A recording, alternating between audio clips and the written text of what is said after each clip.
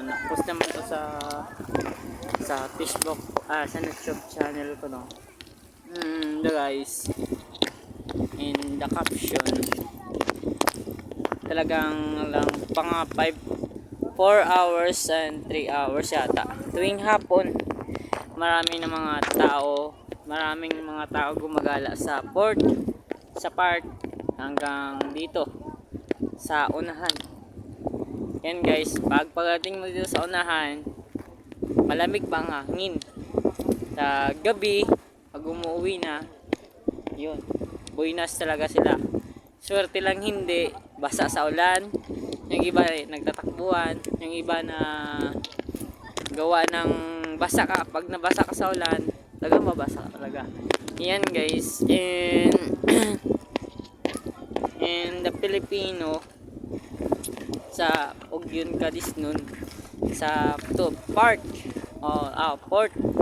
sa Diri, maraming gumagala ng mga estudyante and BBF, pamilya man o girlfriend man o jowa mo, asawa mo, and pamilya sama-sama lahat sa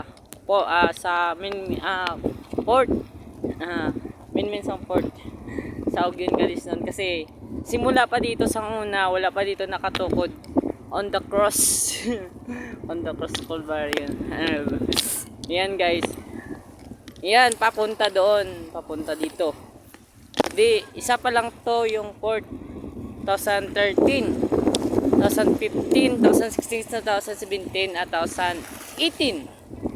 Yan guys, marami ditong gumagala na tuwing umaga na basketball, na training, siklista o bisa na naman. And ngayon, binago ng mayor si Bading Escalante. And si Bading Escalante na sa Cadisnon, Ugyon Cadisnon, dito yung on the park, on the port.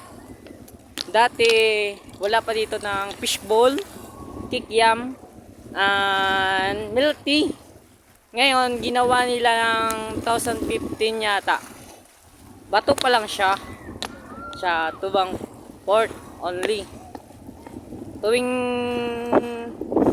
gumagala yung tao, napipress nila yung hangin ng simoy ng hangin ng Pilipino o sa Ilonggo. Nami ang hangin. Namimiss daw kapag yung pamilya mo makikita mo. Ang iba naman is hindi alam, may problema. Yung iba walang problema. Yung iba ginawa na lang happy to more sa dagat o pamilya nila namatay sa parents nila. And pumupunta dito yung mga estudyante gala o sa galaan. Yan guys, papunta doon Talabaan Pinos. Doon nakikita nyo. Yan papunta Talabaan Pinos. Ginawa yan mga di pa siya buklod pa lang siya, bato pa lang siya. And guys, tuwing may bagyo dito sa may port ito, kumataas yung dagat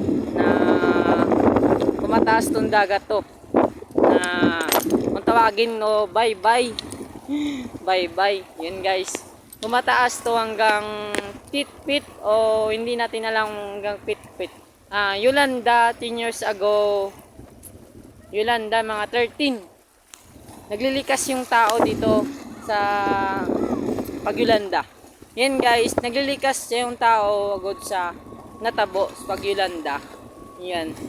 About sa paglilikas, iskwilahan yung iba naman nasa mayor Pagyolanda. Yung iba naman about sa Yolanda, pagtapos Yolanda, ito ay yung port, hindi pa na Oswag dati. And 10 years ago, 2015, dagdinagsa. John Kennedy. Sige. And 10 years. Ayan guys, mayroong nagtatanong hindi naman na tayo nasyonal na Tagalog and Filipino din tayo kasi yung vlogs and YouTube channel and subaybayan natin. Yun guys, marami lang ko event new about sa akin life.